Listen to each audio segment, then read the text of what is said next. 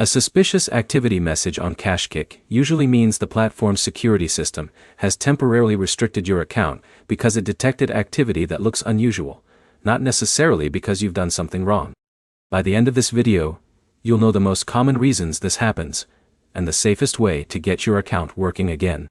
The first thing to do is stop making repeated attempts to complete offers, withdraw money, or log in from different devices. Repeated actions in a short period can trigger additional security checks instead of removing the restriction. Next, make sure you're using only one KashKick account. Creating multiple accounts or switching between accounts on the same device can cause the system to flag your activity. Check that you're accessing KashKick from your normal internet connection. Frequently changing between Wi-Fi networks, mobile data, VPNs, or proxy services can make your login activity appear inconsistent. If you're using a VPN, disconnect it before signing in again. If you've recently signed in on another phone, tablet, or computer, return to the device you normally use whenever possible.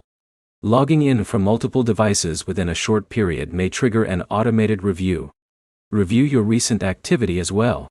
If you completed a large number of offers unusually quickly, repeatedly retried failed tasks, or experienced technical issues while offers were processing, the system may have paused your account until it can verify the activity. Do not create a new account to bypass the warning. That can make resolving the issue more difficult because duplicate accounts may violate the platform's account rules. If the message remains after you've confirmed everything is legitimate, contact KashKick support through the official help channels. Include your account email address, a screenshot of the suspicious activity message, the device you're using, and a clear description of what happened before the warning appeared. Providing complete information helps the support team review your account more efficiently.